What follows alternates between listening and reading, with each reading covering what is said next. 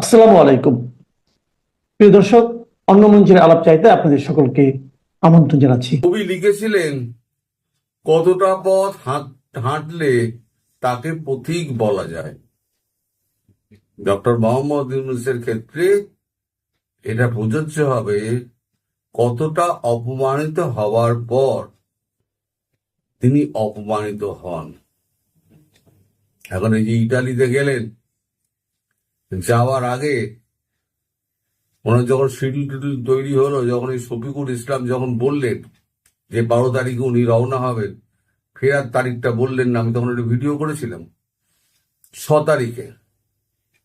সেখানেই আমি বলেছিলাম যে উনি পোপের সঙ্গে দেখা করতে যাচ্ছেন, লিও 14, এখন বর্তমান যিনি পোপ ভাটিকানের, লিও 14, তাকে ধরে তিনি ম্যাক্রনকে একটা অনুরোধ করাবেন যাতে ফ্রান্সে তার একটু থাকার জায়গা হয়।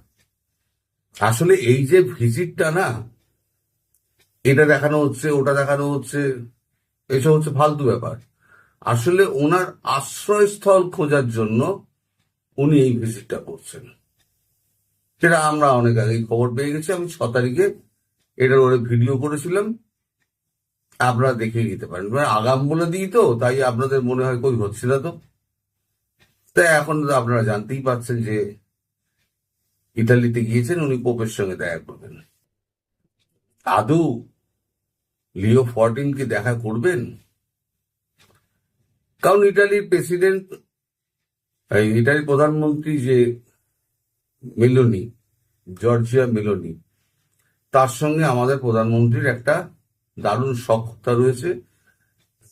তার ছবি টবিও আমি কালকে দিয়ে ভিডিও করেছিলাম।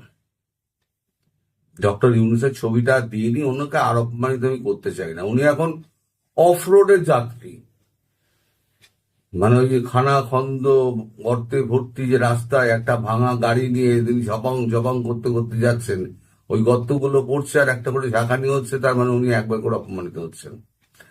এখনো পর্যন্ত তিনি 14টি দেশ বোধহয় ভ্রমণ করেছেন, যেখানে যেখানে গিয়েছেন সেখানে সেখানেই অপমানিত হয়েছেন। কোন রাষ্ট্রনেতা তার সঙ্গে দেখা করেনি, মেলোনিও তার সঙ্গে দেখা করেন। জানি না এখানে নরেন্দ্র মোদী কি কাঠি বাটি বেড়েছেন, তাও তো আমি জানি না, এগুলো তো আর আমাদের জানার কথা নয়। কিন্তু মেলোনির অফিস তো ফোনই ধরেনি, এমন অবস্থা। সেইখানে পোপ দেখা করবেন লিও 14, আমার তো কেমন সন্দেহ লাগছে। আর পোপ বললেও আমাদের ম্যাক্রন সেটা মানবেন কি মানবেন না সেটা কিন্তু লাখ টাকার প্রশ্ন। কারণ ফ্রান্সের অবস্থা এমনিতেই খুব খারাপ, দাঙ্গা ফাঙ্গা চারদিকে হচ্ছে। এই মুসলিম ভার্সেস ইউরোপিয়ান যারা রয়েছে, ফ্রান্সের অধিবাসী, তাদের মধ্যে একটা দাঙ্গা ফাঙ্গা হচ্ছে। আর সেই মুহূর্তে একটা স্বৈর শাসককে সেই দেশে স্থান দেওয়া, সেটাতে মানে সেটা হবে কি আগুনে ঘি পড়ার মতো। কারণ বাংলাদেশের যা অবস্থা এখন, আর শুধু আমরা জানি তা নয়, সারা পৃথিবীর লোক জানে। আমি ভারতের কথা পরে আসছি, যেটা দিয়ে আপনার হেডিংটা দেখছেন। এখন এই অফ রোড দিয়ে হাঁটতে গাড়িতে যেতে যেতে উনি যত ঝাঁকুনি খাচ্ছেন, তত উনি বুঝতে পারছেন ওনার উইকেট ক্রমশ মানে ভঙ্গুর হয়ে আসছে, বল মারাত্মক ঘুরছে, পুরো ঘূর্ণি আসছে।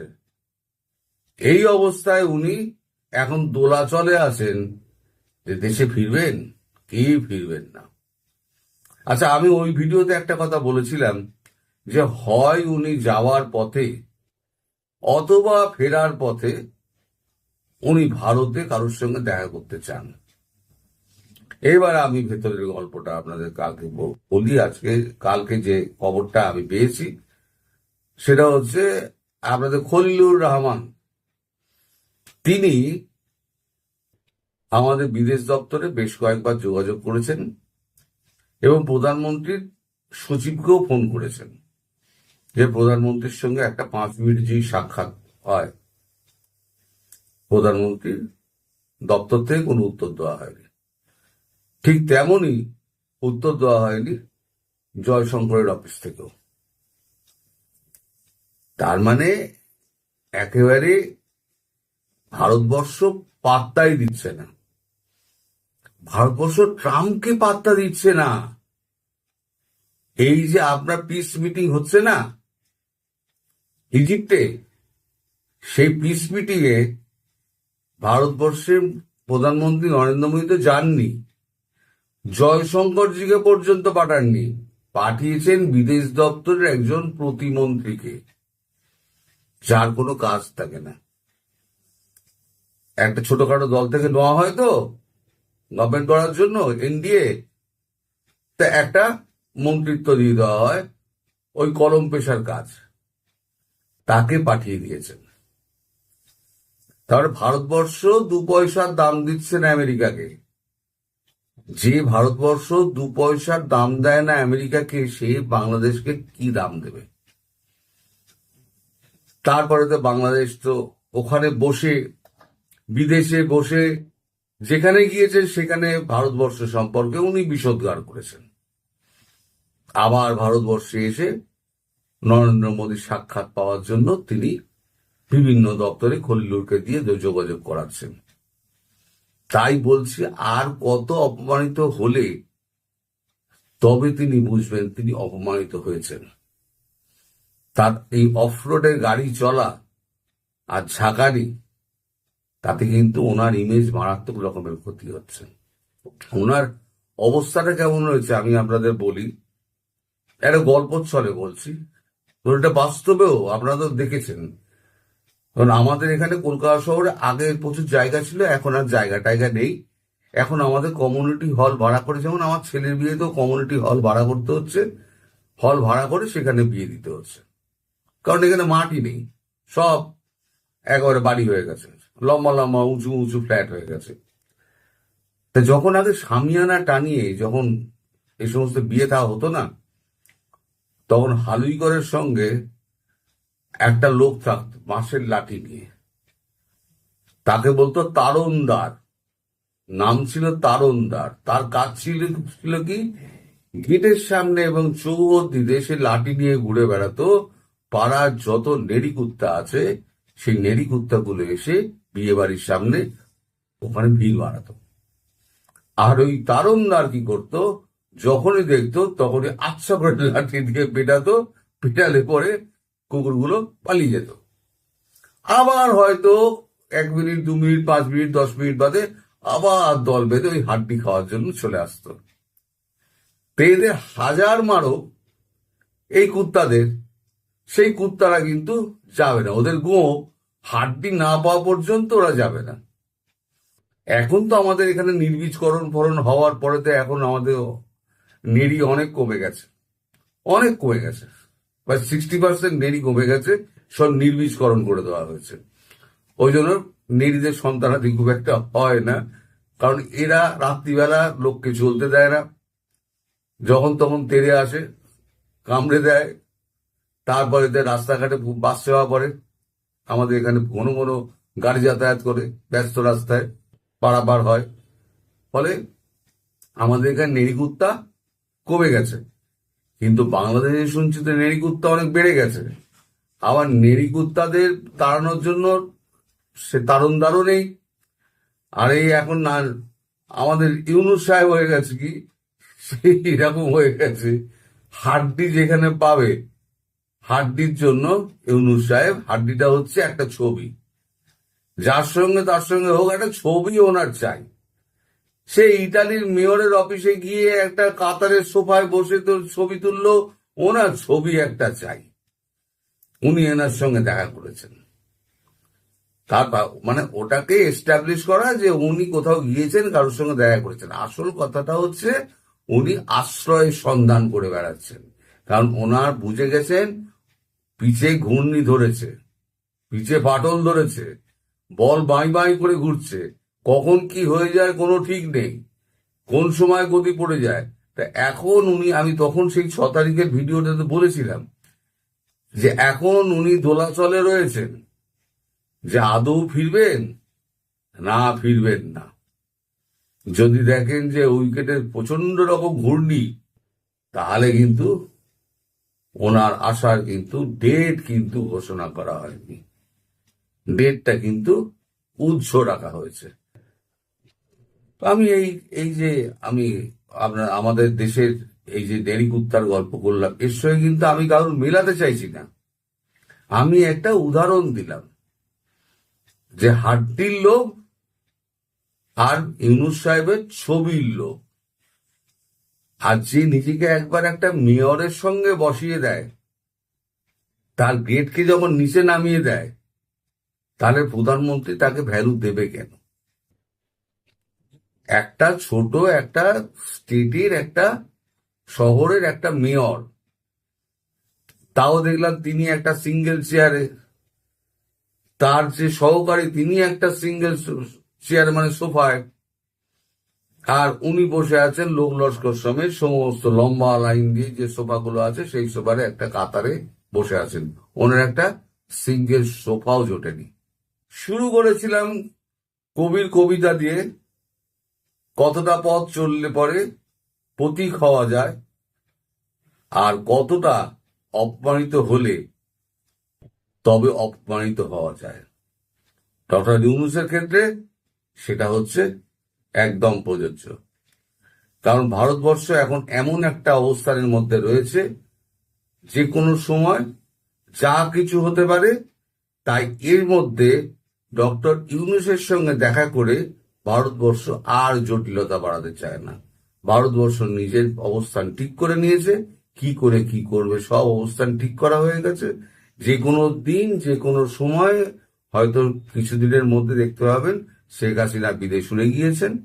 ফলে এখন ডক্টর ইউনূস, জল যখন নাকের ওপরে উঠে গিয়েছে, ডক্টর ইউনূস এখানে এসে কোনো ডাল গলাতে পারবেন না, ডক্টর ইউনূসকে কেউ পাত্তাও দেবেন না। আওয়ামী লীগ নির্বাচনী ইশতেহারে প্রতিশ্রুতি দিয়ে ক্ষমতায় এসে যুদ্ধাপরাধের বিচারের জন্য আন্তর্জাতিক অপরাধ ট্রাইব্যুনাল গঠন করেছিল এবং অত্যন্ত সতর্কতার সঙ্গে চিহ্নিত যুদ্ধাপরাধীদের বিচার কার্যকর করেছিল।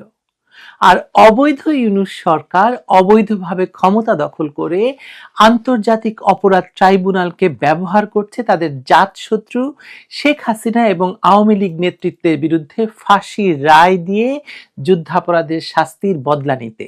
এখন তারা এই ট্রাইব্যুনাল থেকে সেনাবাহিনীর দিকে হাত বাড়িয়েছে।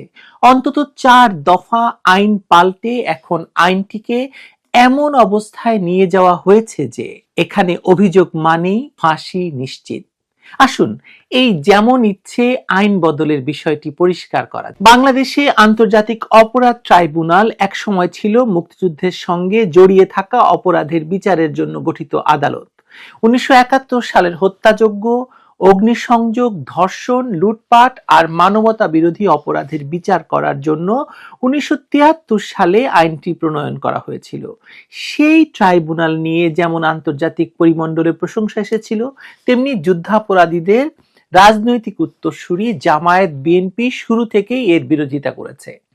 দেশে বিদেশে নানা প্রচার চালিয়ে তারা এই বিচারের বৈধতা প্রশ্নবিদ্ধ করতে চেয়েছে। কিন্তু যে আদালত একদিন যুদ্ধাপরাধীদের বিচারের প্রতীক ছিল, সেটি আজ ব্যবহার হচ্ছে জুলাই সন্ত্রাসীদের প্রতিপক্ষ নির্মূলের হাতিয়ার হিসেবে।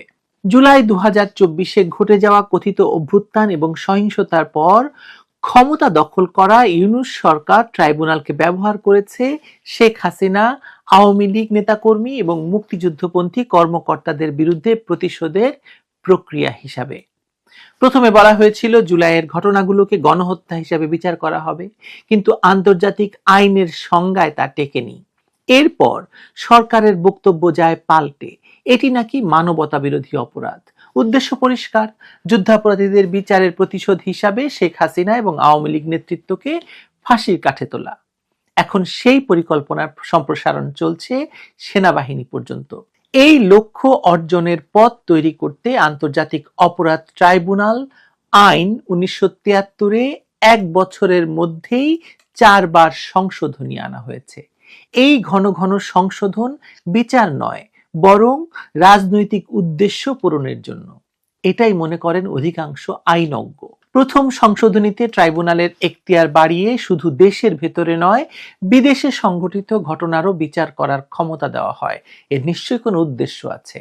এমনকি অন্য দেশের নাগরিক, সেনা, পুলিশ, গোয়েন্দা এবং আধা সামরিক বাহিনীর সদস্যদেরও অভিযুক্ত করা সম্ভবত এর মাধ্যমে ভারতীয়দেরকে জড়ানো হবে বা ভারতীয় বাহিনীদেরকেও এর সঙ্গে জড়ানো হবে।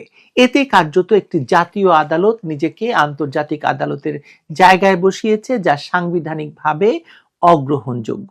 ফেব্রুয়ারি 2025-এ এর দ্বিতীয় সংশোধনীতে আসামির আত্মপক্ষ সমর্থনের সময় 6 সপ্তাহ থেকে কমিয়ে 3 সপ্তাহ করা হয়। এতে প্রতিপক্ষের প্রস্তুতির সুযোগ কমে যায়। একই সঙ্গে ট্রাইব্যুনালকে সম্পদ জব্দ, বিদেশ ভ্রমণে নিষেধাজ্ঞা এবং অনুমতি ছাড়া তল্লাশির ক্ষমতা দেওয়া হয়। মে 2025-এর তৃতীয় সংশোধনীতে আরও বিতর্কিত ধারা যোগ করা হয়। এখন থেকে রাজনৈতিক দল বা সংগঠনকেও ট্রাইব্যুনালের আসামি করা যাবে। এটাও মূলত আওয়ামী লীগকে নিষিদ্ধ করার জন্য। যখন হাসনাত এবং সার্জিস যমুনার সামনে গিয়ে দাবি তোলে এবং মব সন্ত্রাস শুরু করে, তখনই এই আইনটি সংশোধন করা হয়। এর ফলে শুধু ব্যক্তি নয়, দল হিসেবেও অভিযুক্ত হওয়া সম্ভব হয়েছে এবং সেটা আওয়ামী লীগের জন্য করা হয়েছে, বোঝাই যায়। যে কথাটি বলছিলাম, যে বিশ্লেষকদের মতে এটি মূলত মুক্তিযুদ্ধের পক্ষের শক্তি আওয়ামী লীগ এবং সংশ্লিষ্ট সংগঠনগুলোকে নিষিদ্ধ করার পথ খুলে দিয়েছে। সবচেয়ে বিতর্কিত চতুর্থ সংশোধনী আসে অক্টোবর 2025-এ, মানে মাত্র কয়েকদিন আগে। এতে বলা হয়, আন্তর্জাতিক অপরাধ ট্রাইব্যুনালে কারো বিরুদ্ধে অভিযোগ গঠিত হলেই তিনি জনপ্রতিনিধি বা সরকারি চাকরির যোগ্যতা হারাবেন। মামলায় খালাস না পাওয়া পর্যন্ত নির্বাচনেও অংশ নিতে পারবেন না। এতে শেখ হাসিনা সহ অভিযুক্ত অন্যান্য আওয়ামী লীগ নেতাদের নির্বাচনে অংশগ্রহণের পথ কার্যত বন্ধ করে দেওয়া হলো, যাতে আওয়ামী লীগ নির্বাচনে অংশগ্রহণ না করে। এবং মনে হচ্ছে যে আওয়ামী লীগের উপর নিষেধাজ্ঞা তুলে নেবে, কিন্তু আওয়ামী লীগ তারপরেও নির্বাচনে অংশগ্রহণ করতে পারবে না, যেহেতু শেখ হাসিনা নির্বাচনে অংশগ্রহণ করতে পারবেন না। আওয়ামী লীগের অন্যান্য নেতারা যাদের বিরুদ্ধে অভিযোগ আছে তারা নির্বাচনে অংশ নিতে পারবেন না। ফলে আওয়ামী লীগ নিজে নির্বাচনে অংশ নেবে না। এই সংশোধনীতে আরো যুক্ত হয়েছে ভূতাপেক্ষ কার্যকারিতা, অর্থাৎ আইন প্রণয়নের আগের ঘটনাতেও তা প্রযোজ্য হবে। এটি সংবিধানের মৌলিক নীতির পরিপন্থী, কারণ কোনো আইন অতীতে প্রযোজ্য হতে পারে না। এটি ন্যায়ের অন্যতম প্রাচীন নীতি। সব সংশোধনী এসেছে সংসদে নয়, ইউনূস সরকারের অধ্যাদেশের মাধ্যমে। সংবিধানের 93(2) অনুচ্ছেদ অনুযায়ী কোনো অধ্যাদেশ সংসদে অনুমোদিত না হওয়া পর্যন্ত পূর্ণাঙ্গ আইন নয়, অর্থাৎ এসব সংশোধনীর আইনি কোনো বৈধতা নেই বা বৈধতা প্রশ্নবিদ্ধ। অধ্যাদেশ দিয়ে ট্রাইব্যুনালের কাঠামো পাল্টে দেওয়া মানে বিচার প্রক্রিয়াকে প্রশাসনিক নির্দেশে পরিচালনা করা, যা আইন এবং সংবিধান উভয়েরই লঙ্ঘন। এখন সেনা কর্মকর্তাদের বিরুদ্ধেও মামলা শুরু হয়েছে। যাদের বিরুদ্ধে অভিযোগ গঠন করা হচ্ছে তাদের অনেকেই তখন দায়িত্ব পালন করছিলেন রাষ্ট্রীয় আদেশে, অথচ এখন তাদের বিরুদ্ধে চার্জ গঠন করছে এমন একজন সাবেক জঙ্গি যিনি একসময় সহিংস কর্মকাণ্ডে জড়িত ছিলেন। এটি কেবল আইনের নয়, আর্মি অ্যাক্ট 1952 এবং ফৌজদারি কার্যবিধি 1898 উভয়েরই লঙ্ঘন। এই পুরো প্রক্রিয়ার উদ্দেশ্য স্পষ্ট: সেনাবাহিনীর ভিতরে সন্দেহ, বিভক্তি আর অনাস্থা সৃষ্টি করা। ফল যা হচ্ছে সেটি শুধু বিচার ব্যবস্থার নয়, রাষ্ট্রেরই ক্ষয়। আদালত, প্রশাসন, সেনাবাহিনী সবখানেই এখন অনিশ্চয়তা।